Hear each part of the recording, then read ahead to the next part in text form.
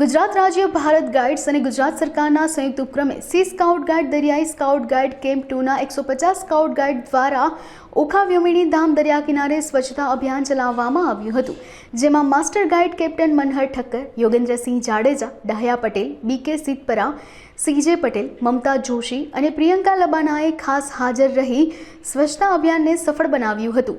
મોટા પ્રમાણમાં કચરો એકઠો કરીને યોગ્ય નિકાલ કર્યો હતો। અહીં ઓખા મંડળના યુવા નેતા સહદેવસિંહ પબુમા માણેકે સ્કાઉટ ગાઈડના આ કાર્યને બિરદાવ્યું હતું। આ પ્રસંગે આ કેમ્પમાં મુખ્ય ઇન્ચાર્જ યોગેન્દ્રસિંહ જાડેજાએ પાલિકાના સહકાર બદલ આભાર વ્યક્ત કર્યો હતો। ગુજરાત ભારત સરકાર તથા ગુજરાત ભારત સ્કાઉટ એન્ડ ગાઈડના સંયુક્ત ઉપક્રમે ઓખા મુકામે તારીખ 22 થી 26 સુધીનો 5 દિવસનો એક સ્કાઉટ એટલે કે દરિયાઈ પટ્ટીનો એક કેમ્પ યોજાયેલ છે, જેમાં 150 છોકરાઓ ભાગ લીધેલ છે। આજરોજ અમે ઓખા મુકાના ચોપાટી મુકામે એક સ્વચ્છતા અભિયાન અંતર્ગત એટલે કે નરેન્દ્ર મોદી સાહેબના એક મિશનના અનુસંધાને ભારત સ્કાઉટ એન્ડ ગાઈડના બાળકો સ્વચ્છતા અભિયાન પ્લાસ્ટિક વિવિધ કચરાઓનો ઉપાડવાનો એક અભિયાન કરેલ છે, જેમાં અમે ભારત સરકાર અને સાથ સહકાર સાથે અમે આ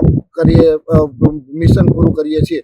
અમને ગાઈડન્સ એટલે કે સવિતાબેન પૂજારા સાહેબ અને તથા વિષ્ણુભાઈના માર્ગદર્શન અને પૂરી ગુજરાતની ભારત સ્કાઉટ એન્ડ ગાઈડની ટીમ અમને માર્ગદર્શન નીચે અમે આ અભિયાન શરૂ કરેલ છે।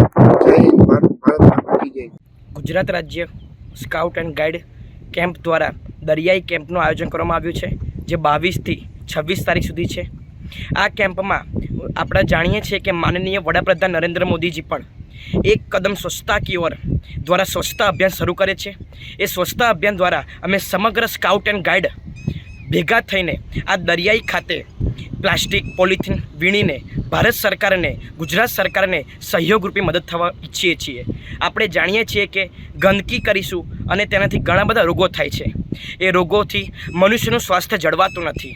મનુષ્ય સ્વસ્થ જીવન જીવે એ માટે આ સ્કાઉટ અને ગાઈડ દ્વારા દરિયાઈ ખાતે પોલિથીન કચરા બધા વીણીને સ્વચ્છતા કરવામાં આવે છે।